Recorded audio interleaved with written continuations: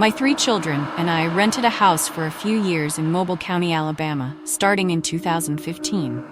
Shortly after our first year there in the house, I began to notice small instances that alerted me that we may not be alone. Tapping on windows, misplaced items, nothing traumatic. It did, however, start to become more distinct. For example, I would hear my phone be thrown to the floor over and over again while I would be home alone. At this point, I have accepted it may be an entity. And because I never got a bad energy from it, I was not at all worried about our safety and well-being. Eventually, my children started experiencing their own encounters. My teenage daughter came to me one night, asking why I keep messing with her door. Confused, I asked why would she think I would be doing that. I was then told she closed the door a couple of times, and when she would turn around, it would be slightly opened again. After examining the door, she knew there was no way for it to pop back open on its own. So I finally told her about my experiences and informed her there is no reason to freak out.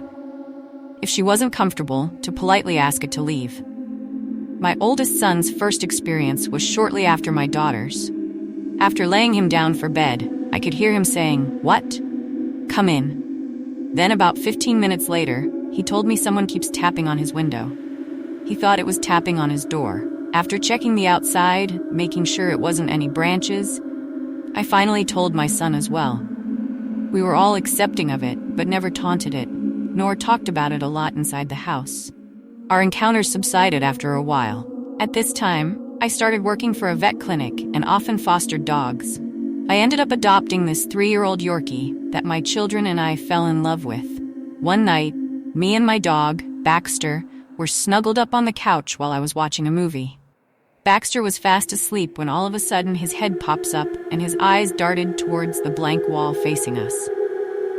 He stood up, front paws on my lap, and just stared for about 10 minutes. I figured he may have heard something outside and went back to watching my movie.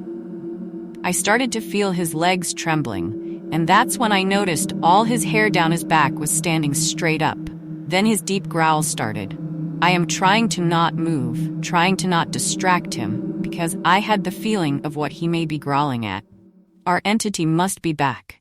Slowly, his deep growls turned into lip-curling snarls. I have never heard such a sound come out of a Yorkie before. With every breath, he would bark. With every inhale would be this blood-curdling snarl. He jumps down off the couch in front of me, never once taking his eyes off this certain spot. He's in protective mode. He's taking a few steps forward, barking, then backing up, keeping himself directly in between me and this spot. He jumps back onto my lap, trembling and snarling, eyes still glued to the wall. By this time, I am trying to comfort him, trying to calm him down. Every time my fingertips would touch him, he would jump out of his skin. He nearly bit me one time, out of sheer reaction and fear. He jumps off the couch and runs through our left entrance into the kitchen, which is right beside where we were sitting. He runs through the kitchen growling, and he stops right before the right entrance. The entrance that is only a few inches from where he's been fixated on. To this day, I do not know what happened, but I can hear his nails on the floor, slowly approaching the right entrance. Complete silence for a few seconds, and then he lets out a very loud yelp, runs back through the kitchen, back through the left entrance, and into my lap. I have never seen an animal so terrified in my life. In my mind, I am thinking, what if it's a snake or a rat? I search for over an hour, looking for any signs of what might have scared him like that. I examine him to make sure something didn't bite him. Came up with absolutely nothing. He is no longer looking at the wall at this time. Other than occasional glances, it was the confirmation that I needed. The following day, I asked it to leave my house and that it was no longer welcomed here. I never thought I would experience anything like that, but I am one of the few lucky ones that have. I am now a firm believer in animals seeing what we cannot. Since asking it to leave, we have not experienced any more encounters.